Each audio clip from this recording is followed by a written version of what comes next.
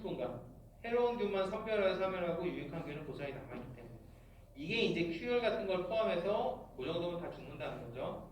장기간 보존이 불가능하지만 맛은 더 좋다라고 이제 이런 식으로 그 물건을 팔려고 하는 거죠. 그래서 어쨌든 기억해야 될 거는 그 QL 때문에 저온살균의 기준이 확립이 됐다는 거고 나중에 보시면은 그 저온살균 기준에 대해서 저온살균도 그렇고 우유의 어떤 살균 기준에 대해서 뒤에 가면 배웁니다. 식품위생할 때 배우니까 참고로 알아두시면 되고 그래서 뭐 국내에서 뭐 QL 사례가 많이 뭐 늘었대요. 사실은 이거는 우유 쪽에서 걸리지 않으면은 보통은 그 축산업 하는 사람들이 뭐 어떤 본병 같은 것 때문에 이렇게 흡입을 한다든지 그런 것 때문에 걸리는데 여러분들이랑 보통 이제 거리가 먼 거라고 보시면 되고 주로 이제 축산 관련 종사자가 되고 해방 구성물 이런 것들 보호장구 착용한 채로 흡입하지 않도록 그리고 또 상처 통해서 감염 가능할 수도 있으니까 주의하라고. 그래서 고위험군이 축산업 종사자는 예방 수칙을 지키세요. 식으로 기사하고 다음은 웨스트나일 질병인데 졸리죠? 실컷 자고 천천히 시작할게요. 쉬었다 하겠습니다.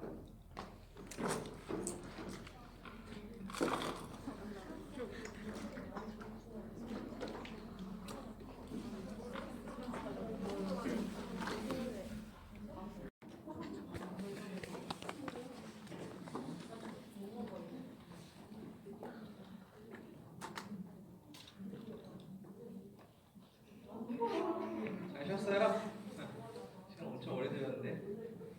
자, 그래서 쭉 진행할게요. 오늘은 어쨌든 이 슬라이드만 다 끝내면 되니까 그 다음에 하는 거는 이제 웨스트 나일 보면은 엔세팔라이티스라 써 있는데 보통은 뭐 엔세팔라이티스라고 안 부르고 그냥 웨스트 나일 뭐 디지즈라고 아니면 웨스트 나일 바이러스라고 뭐 이런 식으로 부릅니다. 그래서 서쪽 나일 뇌염 뭐 이런 식으로 서쪽 나일 바이러스 이런 식으로 서나일 뇌염 이런 식으로 이제 부른다고 보시면 되고 자 이거는 이제 어떤 바이러스냐면은 그 모기가 옮기는 바이러스예요. 그래서 우리가 어떤 질병이 이제 전파가 될 때 사람이랑 직접적으로 이제 전파돼서 그 질병을 이제 옮길 수도 있지만 코로나처럼 코로나는 직접적으로 코로나 걸린 사람이랑 접촉을 해야 되죠. 근데 직접적인 접촉이 아니더라도 모기라든지 진드기라든지 이런 것들이 이제 중간에서 매개를 해가지고 감염되는 사례도 굉장히 많아요. 그래서 뭐 모기 같은 것들이 저쪽에서 이제 피를 빨아먹고 그 다음에 이제 와가지고 나를 빨아먹고 이제 그런 식으로 해가지고 실제로 다른 사람이랑 다른 동물이랑 접촉이 없었음에도 불구하고 이렇게 감염되는 사례도 있습니다. 이런 걸 갖다가 매개체성 질병이라고 해요. 그래서 모기가 질병의 매개체 역할을 하는 거죠. 그래서 조금 영어로는 그걸 이 모기를 벡터라고 합니다. 벡터. 이런 식으로 매개체 역할을 하는 애를 벡터라고 해요. 벡터. 그래서 이런 질병을 벡터본 디지즈라고 해서 벡터에서 유래한 질병, 매개체 유래 질병 이런 식으로도 부르고 자 어쨌든 서나일 바이러스는 일본 뇌염 바이러스 혈청군에 속하며 모기에 의해 사람과 동물에서 뇌염을 일으킨다.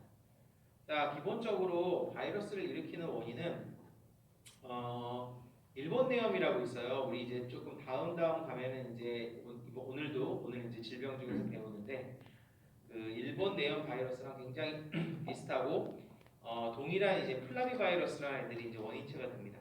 그렇게 되고 얘를 일으키는 이 모기가 이 큐렉스라고 하는 이 빨간집 모기라는 모기가 이제 일으킨다고 보시면 돼요. 뒤에 있는 일본 뇌염도 이 빨간집 모기가 일으킨다고 보시면 되고 자, 이 질병은 우간다의 웨스트나일 지역에서 처음 발견해서 이름을 명명했고 처음 발견 이후 50년간 발병이 거의 없다가 90년 이래로 중동이나 유럽에서 다시 발병하기 시작하였다. 미국 동부 지역에서 첫 감염 사례가 발생하였고 이 발생 지역이었던 미주 대륙으로의 전파와 확산에 있어서 철새가 중요한 전달자 역할을 한 것으로 여겨진다. 그래서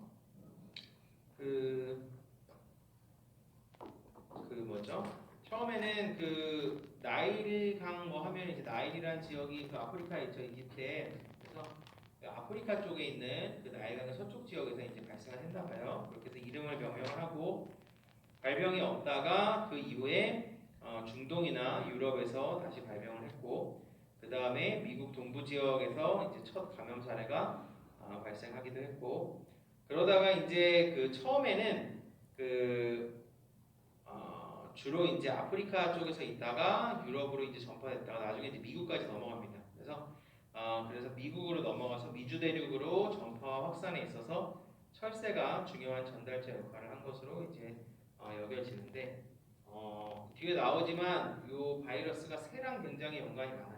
그래서 보통 이제 철새에 의해서 바이러스가 보통 넘어가기도 하고 그렇게 되고, 미국에서는 처음에 이제 동부 쪽으로 바이러스가 들어와서 서부 쪽까지 이제 쫙 퍼지게 됩니다. 바이러스가 사람에서는 성인에서는 가벼운 감기 증상을 거쳐서 회복이 되고, 어린이와 노약자 등 면역체계가 약한 사람 같은 경우는 뇌염에 감염될 가능성이 있다. 대부분은 그냥 안 걸리는 사람들이 대부분이고, 코로나도 마찬가지죠. 사실은 그 무증상 감염이라고 해갖고 감염은 됐는데 검사하면 양성은 나왔는데 증상도 없어서 코로나인지 모르고 넘어가는 경우가 굉장히 많고, 코로나 있는 사람이랑 접촉도 하고 같이 밥도 먹고 했는데 안 걸리는 사람도 있죠. 이건 어쨌든 사람의 면역 수준에 따라서 어쨌든 달라지는 부분이니까, 어쨌든 성인 같은 경우에는 가벼운 감기 증상을 거쳐 회복하든지 무증상으로 그냥 질병이 끝나든지. 근데 보통 질병에 걸리는 사람들은 어린이나 노약자 같이 면역 체계가 제대로 잡혀 있지 않거나 노화가 돼 있거나, 아니면 임산부라든지 아니면은 어떤 질병에 걸린 사람들, 질병이라 그러면은 면역에 영향을 주는 질병이 좀 있죠. 에이즈라든지 당뇨 같은 것도 그럴 수 있고, 어쨌든 그런 질병, 면역체계가 약한 사람, 이런 사람들 같은 경우에는 이 질병이 뒤에 뇌염이 붙죠. 뇌염, 선할 뇌염이라 그래서 심지어 뇌염에도 감염돼서 뇌염이나 뇌수막염 같이 약간 그 신경질환, 신경 쪽의 질병 보이게 되면은 사망할 확률도 높은 거죠. 동물에서는 사람보다 증상이 경미하고 뇌염 증상으로 죽는 경우도 드물게 있다. 계절적으로 여름을 중심으로 발생이 증가해서 가을까지 발생이 지속된다. 이건 당연한 얘기죠.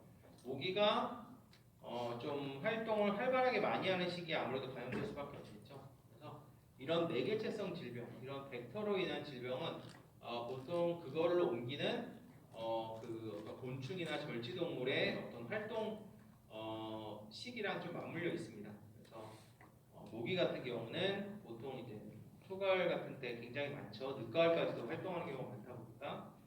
그리고 잘 아시겠지만 요새 기후변화 같은 것 때문에 모기가 활동하는 시기가 어떻게 돼요? 점점 늦어지고 있죠. 날씨가 따뜻해지니까 일찍 시작해서 늦게까지 활동하는 경우도 굉장히 많고, 또 그리고 요새 무릉덩이 같은 거 공사장에서 막 많이 생겨가지고 모기가 알까고 그래가지고 많이 늘어나고 그런 것도 굉장히 많잖아요. 도심 지역에서도.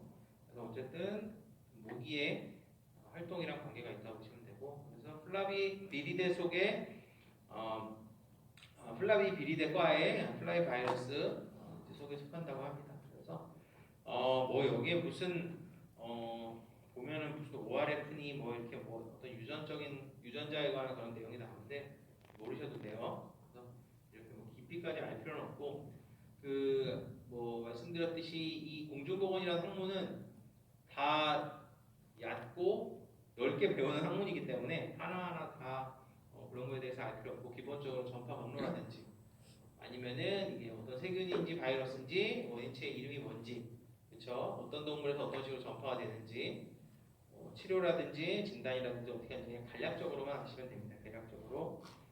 자, 이 전파 경로를 보시면은 기본적으로는 문제는 새예요. 새. 그래서 보면은 여기 보시면 레저보어 호스트라고 해요. 레저보어 호스트. 레저보어가 무슨 뜻이냐면은 저수지라는 뜻이에요. 저수지. 그러니까 얘는 저수지에서 이제 물 같은 거 우리가 담아두듯이 바이러스가 항상 이 새를 중심으로 새들이 많이 갖고 있습니다. 새들끼리 전파되고 굉장히 다양한 종류의 새들이 보시면 150종 이상의 조류가 이런 바이러스에 이제 감염이 돼요. 철새도 있고 닭도 있고 까마귀도 있고 다양하게 있겠죠. 자, 그러면 모기가 와서 얘를 물고, 그쵸? 문 상태에서 다른 새를 갖다 물면서 바이러스가 그렇게 새에서 새로 이제 전파가 되는 거죠. 그래서 레저보어처럼 저수지처럼 이렇게 그 바이러스를 가지고 있고, 이걸 갖다 전파하는 개체가 큐렉스라는 개라고 했어요. 큐렉스. 그래서 이제 큐렉스라고 해가지고 이렇게 됐고, 자, 일단은 그 큐렉스는 그 아까 말씀드린 이제 빨간집 목이라고 보시면 되고 얘가 이제 일본 내염도 이제 일으키는 거예요. 자, 그래서 원래는 새만 걸리는 질병이에요. 새만 걸리는 질병인데 모기가 새만 무는 게 아니죠. 사람도 물고 말도 물고 고양이도 물고 개도 물고 다 문단 말이에요. 그렇게 하는 과정에서 사람은 우연히 걸린다고 보시면 됩니다. 그래서 보시면 액시덴탈 호스트라고 되어 있어요. 이 액시던트면 사고죠, 사고. 우연적으로 우발적으로 일어난 그런 사고를 갖다 보통 액시덴트 뭐 이렇게 부르는데 그러면은 사람은 원래는 안 걸리는데 물려가지고 잘못 걸린 케이스라고 보시면 돼요. 말도 마찬가지예요. 원래는 새들끼리만 서로 전염되는 거라고 보시면 됩니다. 그러면은 사람에서 사람으로 말에서 말로는 전염이 잘 안 돼요. 사람에서 말로도 마찬가지고 기본적으로는 새 안에서만 이렇게 목이랑 사이클을 이루는데 그냥 아주 운이 안 좋게 사람이랑 말이 걸린다고 보시면 되고 새를 잡아먹는 동물도 걸릴 수 있어요. 그래서 새를 잡아먹는 동물이 뭐 고양이라든지 아니면 야생에 있는 어떤 좀 육식동물 같은 게 새를 잡아먹죠. 걸릴 수도 있고 자 그래서 조류가 많이 걸리고 다른 척추동물에도 감염이 가능하다. 모기가 새, 말, 사람 등에게 감염을 시킬 수 있고 고양이 같은 경우는 새를 잡아먹고 감염이 될 수도 있다. 자, 아까 말씀드렸듯이 사람 간에는 감염이 일어나지 않아요. 사람은 여기까지 딱 만약에 누가 걸렸으면은 다른 사람을 감염시키거나 하지 않습니다. 모기가 와서 사람을 물고 다른 사람에게 가서 물었다고 해도 웨스트나일 질병이 이제 일어나지 않아요. 그거는 왜 그러냐면 모기에게 바이러스를 전파할 만큼의 충분한 바이러스 혈증이 야기되지 않기 때문에. 그래서 바이러스 혈증이라는 거는 피가 이제 피 안에 그 바이러스가 많이 이제 있는 상태를 갖다가 간단하게 얘기하면 이제 바이러스 혈증이라고 해요. 바이러스 혈증이라고 하고 그래서 이런 사람을 아까 말씀드렸듯이 액시덴탈 호스트라고도 하고 뭐 데드엔드 호스트라고도 하고 데드엔드라는 건 무슨 뜻이냐면은 막다른 길이라는 뜻이거든요. 그러니까 새는 감염되고 나서 서로 계속 사이클을 도는데 사람은 그냥 사람만 감염되고 끝이에요. 사람끼리는 되지는 않는다. 그래서 왜냐하면은 그 안에서 감염을 시킬 만큼 충분하게 바이러스가 증식되지 않는다고 보시면 돼요. 수혈, 장기 이식, 수유 태반을 통해서 태아로의 감염도 드물게는 가능하지만 확실하지는 않다. 그래서 뭐 영구적으로 이렇게 밝혀진 게 없기 때문에 이런 표현을 쓰는 것 같고 기본적으로는 뭐 수혈이라든지 수혈은 피를 갖다 교환하는 거니까 이거는 웬만한 질병은 수혈하면 발생되는 경우가 되게 많아요. 일반적인 루트에서 발생이 안 되는데 수혈을 해서 발생하는 경우는 원래 되게 많습니다. 수혈은 케이스가 좀 다른 케이스니까 장기 이식도 마찬가지고 자, 그 다음에 이제 수직 감염도 될 수 있대요. 그래서 수직 감염이라는 건 이거 지금 잘못되어 있어요. CULEX인데 자, 수직 감염이라는 건 감염이 어미로부터 모계나 부계로부터 내려오는 걸 보통 모계죠. 이제 내려오는 거 수직 감염이라고. 그래서 이제 유충도 이제 수직 감염이 된다고 보시면 되고 사실 수직 감염은 감염의 형태에서 굉장히 중요해요. 이 자손이 감염이 되느냐, 감염이 되지 않느냐 이런 게 굉장히 중요하고 사람의 질병에서 이제 수직 감염으로 잘 알려진 게 에이즈 같은 질병이죠. 그래서 보통은 그 모계 쪽에서 감염이 되면 폐하도 감염이 되죠. 그래서 어쨌든 사람이 이제 감염이 될 수도 있고 안 될 수도 있고 그런 이제 질병이라고 보시면 되고 일단은 그 모기 같은 경우는 어쨌든 수직 감염이 된다 그러는데 그 살모넬라 있죠, 살모넬라. 제가 이제 첫 시간인가 두 번째 시간에 그 계란을 이제 잘못 먹고 경기도랑 뭐 부산 이런 데서 그 살모넬라 감염이 있었다고 그랬죠. 계란 같은 경우도 수직 감염이 돼요. 닭이 장 안에 살모넬라를 가지고 있는데 알을 낳는 과정에서 알도 살모넬라에 이제 오염이 돼가지고 계란도 살모넬라 오염이 되고 이런 케이스가 꽤 많습니다. 그래서 어쨌든 수직 감염이랑 이렇게 밑으로 내려오는 감염이고 수평 감염은 그냥 간단하게 얘기하면 뭐 사람들끼리 코로나 전파되듯이 옆으로 진행되는 감염이 수평 감염이에요. 자, 기본적으로는 감염이 돼도 대부분은 무증상 감염으로 이완이 됩니다. 그래서 대부분은 이제 무증상이고 발열, 두통, 오한, 무기력, 오심, 식욕감퇴, 근육통 등 감기 증상 같은 것들을 보일 수 있고 일반적으로 바이러스성 질환들이 다른 질병도 그렇지만 급성 열성이 많고 그렇게 되면 처음에는 감기 비슷한 증상 보여요. 감기처럼 일단은 열이 나고, 그다음 오한이 있고, 통증이 있고, 그다음에 뭐 몸살 같은 거 나다가, 그다음에 며칠에서 몇 주 정도 지속되고 나서 특별한 치료가 없이도 정상으로 회복이 된다고 합니다. 그래서 웨스트나일 열이라고도 해요. 웨스트나일 피버, 웨스트나일 디지즈, 웨스트나일 바이러스 디지즈, 웨스트나일 엔세팔라이티스, 뇌염 이런 식으로 많이 붙일 수 있고. 자, 근데 운이 안 좋든지 면역이 조금 안 좋으면은 중추신경계에 감염돼서 자, 이게 뇌염이 붙죠. 뇌질환을 유발할 수가 있습니다. 그래서 일단은 그런 식으로 유발이 되면은 뇌염, 뇌수막염, 수막내염, 척수염 같은 것들 유발해서 감염자 중에 10% 정도가 일단은 사망을 할 수가 있고, 중요한 거는 보통 이런 중추신경계 쪽으로 질병이 걸리면은 사망도 사망인데 그 회복이 됐다 그래도 후유증을 남기는 경우가 굉장히 많아요. 그래서 위험할 수 있죠. 유아나 고령자, 면역력이 결핍된 환자, HIV인 사람들에게서 유발됩니다. HIV는 그 에이즈 질병을 그냥 간단하게 얘기하는 거라고 보시면 돼요. 그 에이즈는 질병의 이름이고 이걸 일으키는 바이러스의 이름이 그 HIV 바이러스예요. 그래서 에이즈라는 질병 자체가 그 후천성 면역 결핍 신드롬이거든요. 그러니까 말 그대로 이제 면역이 이제 결핍돼 있는 거죠. 그래서 그걸 일으키는 바이러스가 HIV 바이러스라고 보시면 되고, 자, 중증인 경우에는 두통, 고열로 시작해서 두경부 경직, 근육 약함이 마비, 방향 감각 상실, 경련 등의 신경계 증상을 보이고, 더 심하면 전신성 마비의 혼수 상태를 거쳐 사망에 이를 수도 있고, 신경계 증상 같은 경우는 몇 주 동안 지속될 수도 있고 회복되더라도 후유증은 거의 평생 동안 지속된다. 아까 말씀드렸듯이 신경계라든지 뭐 어쨌든 중추신경계 쪽에 질병이 있으면은 뭐 사망되는 경우도 많지만 회복돼도 후유증이 거의 평생 동안 있을 수 있고, 개, 고양이, 말 갑자기 영어로 나오는데 그래서 다양한 이제 뭐 증상을 보일 수가 있습니다. 뭐 마찬가지로 신경계 쪽에 이제 질병을 일으킬 수도 있고, 그 다음에 뭐 감기 비슷하게 뭐 다양한 증상이 나타나기도 한다고 합니다.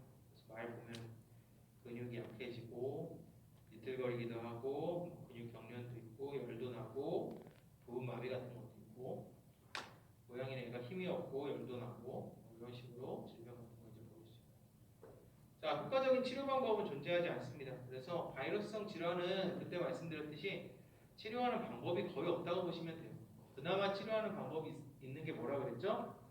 인플루엔자 같은 경우에는 뭐 확실하게 치료할 수 있는 건 아니지만 타미플루 같은 것들을 좀 쓸 수 있다고 그랬고, 그다음 뭐 허피스의 뭐 피부라든지 생식기 쪽에 나온 허피스는 뭐 연고 같은 걸로 좀 치료하는 방법도 있다고 그랬는데, 기본적으로는 바이러스를 제거할 수 있는 방법은 없어요. 그래서 바이러스는 보통 백신으로 많이 막는 편이고,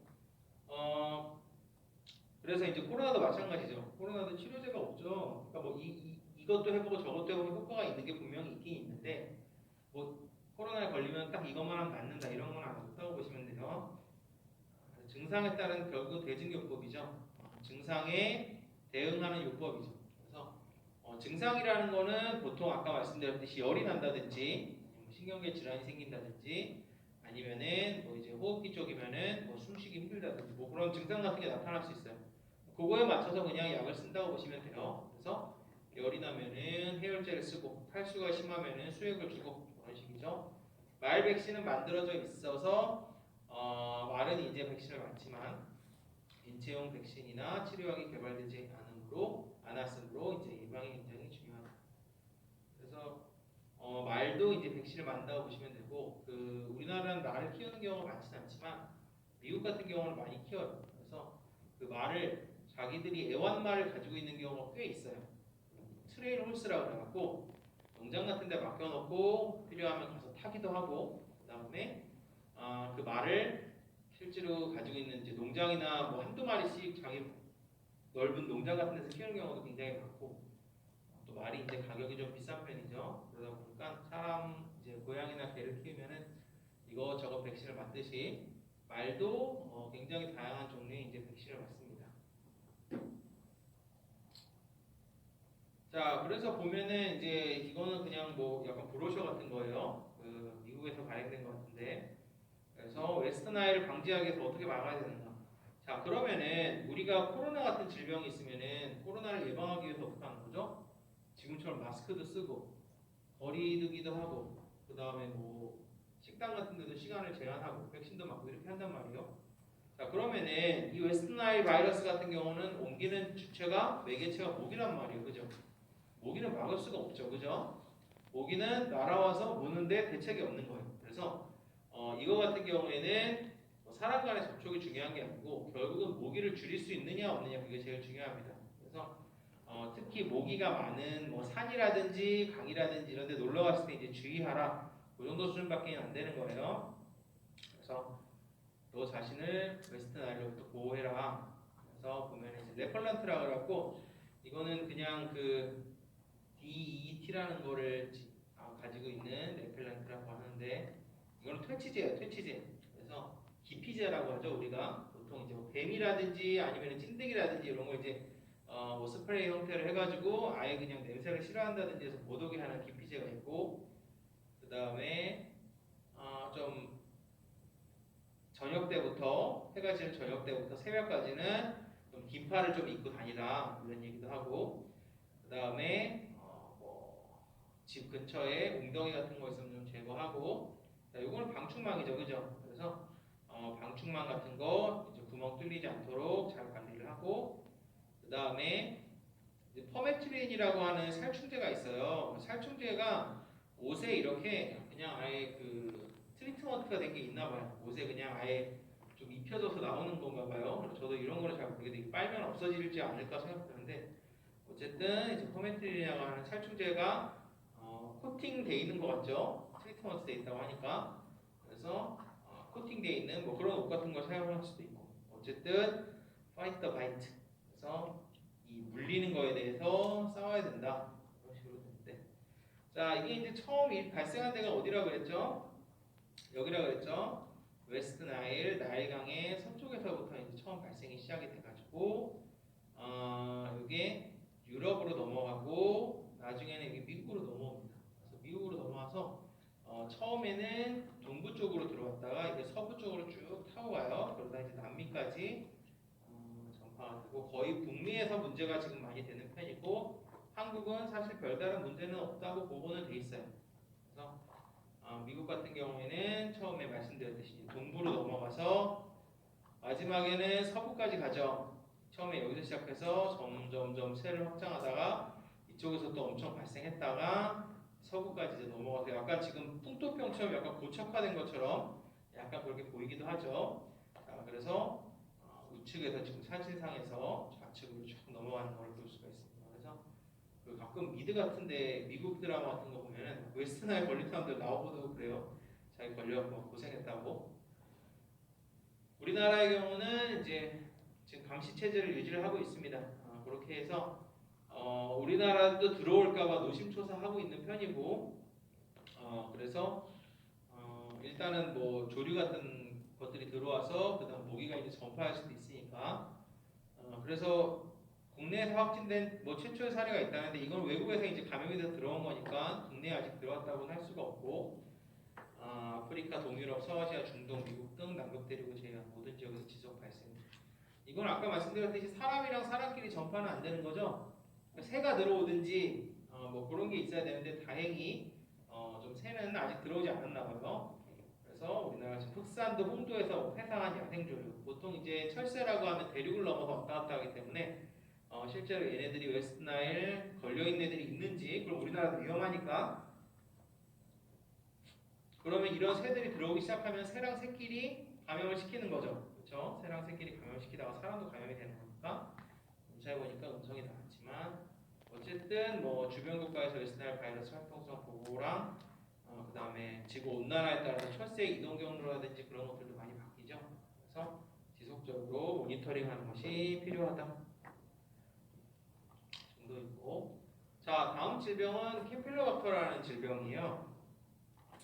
이 캠필로박터라는 질병은 일단은 뭐 내용은 좀 많은 편이고 뒤에 가면 우리가 캠필로박터를 한 번 더 공부합니다. 그래서 그냥 여기서는 그냥 맛보기 정도만 한다고 생각을 해두시면 되고 자 일단은 이 캠필로박터는 이렇게 구불구불하게 생긴 나선형의 균이에요. 그래서 나선이라는 건 이렇게 뭐 나선상 계단이라고 하면 이렇게 생겼죠. 이런 식으로 휘어져 있는 걸 보통 나선이라고 그러죠. 균이 대표적으로 동글동글한 균이 있고 길쭉한 균이 있고 그다음 이렇게 나선상으로 휘어진 균이 있다고 그랬죠. 그렇죠? 그리고 나선상으로 휜 것도 모양에 따라서 조금씩 다른데 보통 이제 나선상으로 휘었다 그러면 S자 형태다, 갈매기 모양이다, 스쿠리 모양이다 이런 식으로 이제 표현을 하게 됩니다. 그래서 특이적으로 갈매기 날개 모양의 나선상에 그런 균이 돼 있고 그 다음에 한쪽이나 양쪽에 균체의 이제 수배 길이에 달하는 편모가 양쪽에 있어요. 편모는 있는 경우도 있고 없는 경우도 있는데 보통 있는 경우가 많죠. 편모 때문에 운동도 잘하는 편이에요. 현미경 상에서 보면은 나선상에서 얘네가 이렇게 돌돌돌돌 돌면서 움직이는 것처럼 보이게 됩니다. 자, 특이한 거는 얘는 미세호기성 혹은 미호기성이라고 부르는데 이게 조금 특이한 점이에요. 그래서 일반적으로 우리가 그때 그 파상풍 할 때 파상풍의 원인균이 클로스트리디움 테탄이라는 균이었죠. 걔네의 특징이 혐기라 그랬어요. 혐기. 혐기는 산소를 싫어하는 게 특징이에요. 그래서 산소가 있는 환경에서는 못 자랍니다.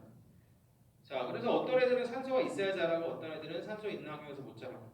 얘는 특이하게 산소가 아예 없어도 안 되지만 산소가 너무 많아도 안 돼요. 그래서 일반적으로 우리 대기 중에 산소가 한 21% 정도 있죠. 얘 같은 경우는 산소가 한 5에서 10% 수준으로 있어야지 잘 자랍니다. 그래서 굉장히 특이한 미세호기성 혹은 미호기성을 가지고 있다고 보시면 되고 제일 대표적으로 문제가 되는 건 자, 세균이니까 성이랑 이름이 있어야 되죠. 이름이 워낙 많으니까 제가 성만 써놨어요. 대표적인 애는 캠필로박터 제준이랑 캠필로박터 콜리라는 애가 있어요. 그래서 콜리보다는 제일 유명한 애는 제준입니다. 제준. 그래서 일반적으로 문제가 되는 거는 캠필로박터 제준이라고 보시면 되고 자 대변에서 티오도어라는 사람이 에스체리치 콜라이 이 콜라이 발견한 사람인가 봐요. 네, 그래서 요거는 이제 처음으로 관찰해서 자, 처음에는 당시에 나선균이라고 하면은 비브리오가 되게 대표적이었어요. 휘어 있는 모양은 사실 조금 다른데 당시에는 캠필로박터 이제 속이죠.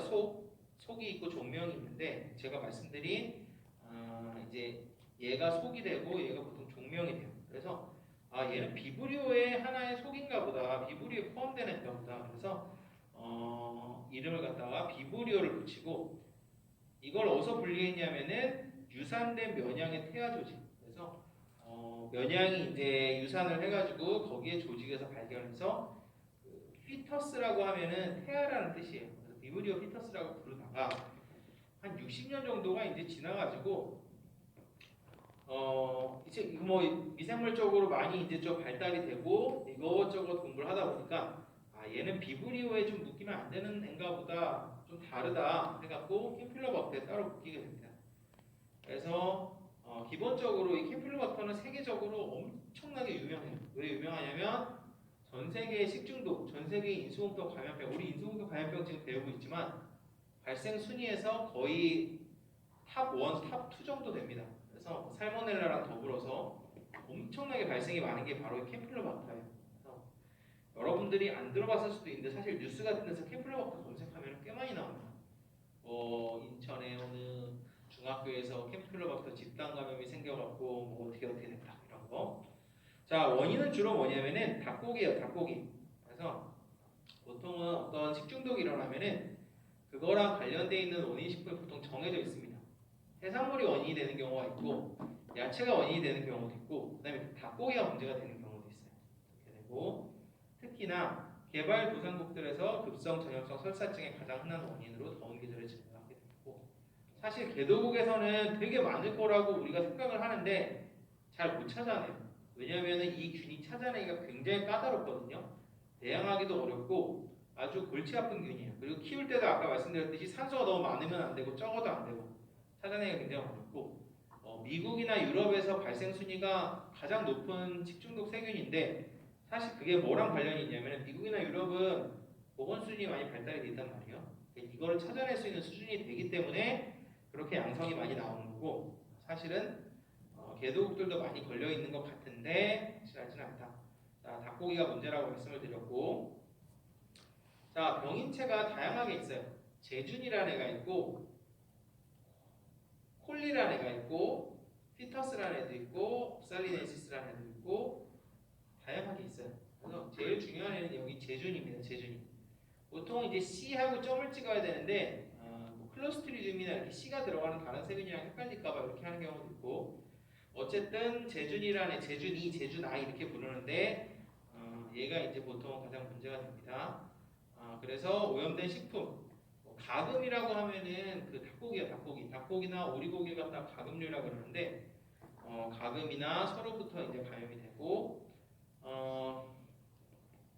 닭이 가장 문제다. 많은 닭무리들이 이 균을 보기도 하며 음수원이나 감염된 분변과의 접촉을 통하여 조류에서 조류로 전파가 되고, 감염된 조류를 도살하는 동안에 위장관으로부터 근육으로 전파될 수도 있다. 닭고기에서 사람이 감염되는 경우가 많다.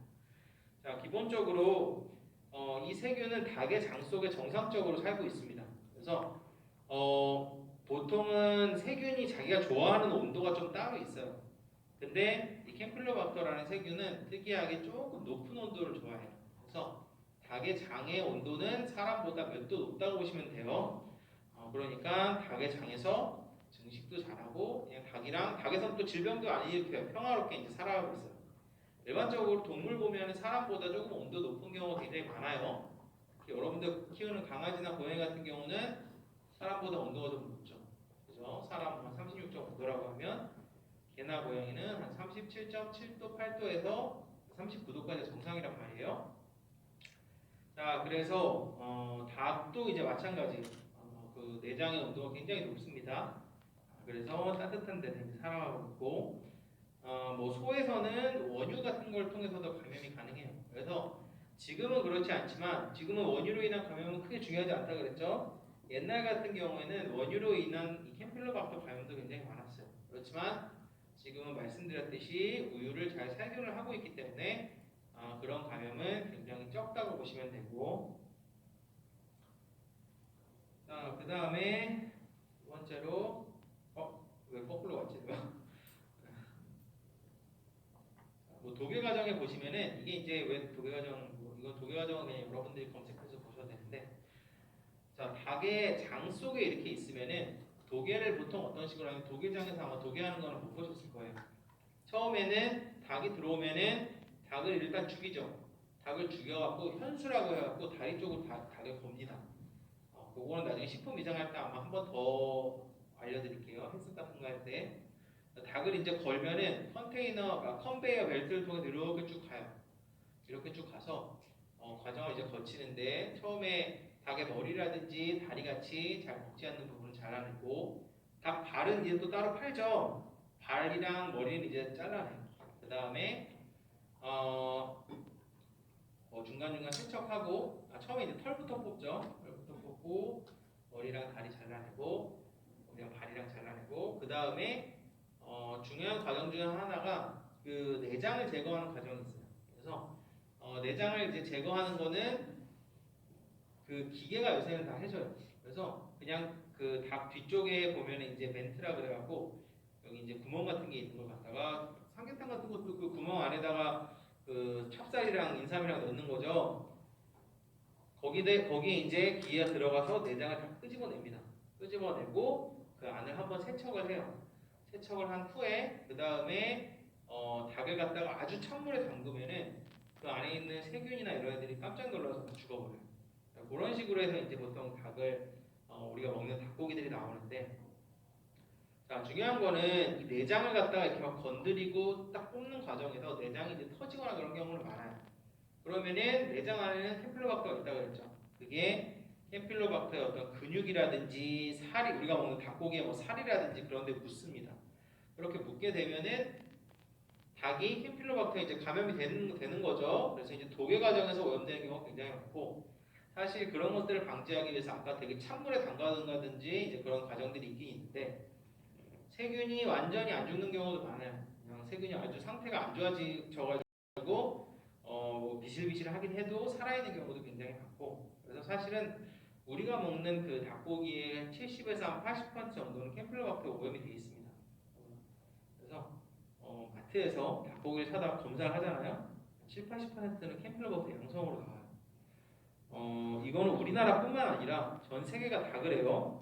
보통 적으면 50%, 많으면 한 90% 정도까지 캠플러박터 오염이 되게 심하고, 그렇기 때문에 닭은 절대로 날 걸로 먹으면 안 돼요. 날 걸로 먹으면 설사예요. 그래서 반드시 소는 뭐 스테이크를 먹기도 하고, 스테이크 먹으면 미디움 레어 뭐 이렇게 덜 익게 먹기도 하지만 닭은 그런 게 안 돼요. 그래서 닭은 반드시 보통은 완전히 다 익혀 먹어야 되죠. 가끔 이제 치킨 같은 거 먹다 보면은 안에 다리같이 이제 좀 두꺼운 살은 뻘겋게 돼서 나오는 경우도 있단 말이에요. 그렇게 되면은 안에 그 중심부까지 가열이 안 돼 있으면 캠필로박터라든지 살모넬라 같은 그런 유해균 같은 거에 이제 감염이 될 수도 있는 거죠. 자, 어쨌든 그런 과정에서 이제 오염되는 경우 굉장히 많다고 보시면 되고, 유명한 게 제준이가 되는 거고, 그 다음에 이제 캠필로박터 콜리라는 애도 있어요. 콜리는 보통 이제 돼지 쪽에서 많이 문제가 되는 균이라고 보시면 됩니다. 가금과 돼지, 사람의 장관 내에서 공생을 하고, 사람과 자돈이라고 아까 말씀드렸듯이 어린 돼지 같은 데서 장염을 일으킬 수 있고, 기본적으로는 캠필로박터 제준이랑 콜리랑 감별이 잘 안 돼요. 그래서 보통은 PCR 같은 거 써가지고 유전적으로 이제 특정한 유전자가 있느냐 없느냐 이제 그런 식으로 해서 찾아내는 수준이고, 감별은 잘 되지 않습니다. 그 다음에 캠필로박터 피터스라는 애도 있어요. 자, 처음에 비브리오 피터스라는 애가 그 발견이 됐다 그랬죠. 그래서 비브리오 피터스를 이제 처음에 이제 발견을 했다고 말씀드렸는데, 나중에 이름이 캠필로박터 피터스로 바뀌었어요. 그래서 얘는 유산을 일으켜요. 특히 소라든지 양이라든지 염소 같은 반추동물에서 일으키는데, 유산을 일으키는 세균이 좀 있다 그랬죠. 세균이나 바이러스가 우리 앞에서 배운 리스테리아라든지 브루셀라라든지 이런 것들이 유산을 일으킨다 그랬는데, 산업적으로 굉장히 중요하다 그랬죠. 왜냐하면은 산업동물 같은 경우는 번식을 해야지 일단은 한 마리 더 낳아서 또 키워서 팔고, 그 다음에 그거보다 더 중요한 거는 우유가 나온다 그랬죠. 그죠? 그래서 사실은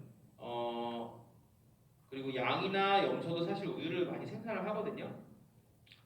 반추동물에서 이렇게 유산이 되게 되면은 굉장히 경제적으로 손실이 크다 그랬고, 이거 말고도 리스테리아나 브루셀라처럼 좀 다양한 세균이나 바이러스가 유산을 시킬 수 있는데, 캠필로박터도 그 중에 하나다. 보시면은 캠필로박터 피터스고 뒤에 서브스피시스 어쩌고 저쩌고 붙죠. 두 개가 좀 다른 것처럼 나오잖아요. 사실은 제가 세균이라고 하면은 이름이랑 종이 있다 그랬죠. 아니, 저기 이름이랑 성이랑 있다 그랬잖아요. 그래서 이름이랑 성 뒤에도 서브스피시스라고 해서 이 이름을 갖다가 더 세분해서 나누는 경우도 있어요. 그래서 서브라 그러면 이제 좀 밑으로 이제 조금 세분을 한다는 거죠. 그래서 밑으로 이게 스피시가 종이라는 뜻이거든요. 아종이라고 해요. 그래서 아종이라고 해갖고 보면은 조금씩 다른데, 이런 부분들은 뭐 크게 이렇게 중요한 부분들은 아니라고 보시면 되고, 그다음에 뭐 업살리네시 아까 말씀드린 제준이 빼고는 제준이랑 그냥 피터스에서 유산 정도 일으킨다 정도만 알아두시면 되고, 이런 애들은 뭐 이렇게 중요도는 좀 많이 떨어지는 편입니다. 그래서 캠플로박터 업살리네시스라고 해서 개와 고양이에서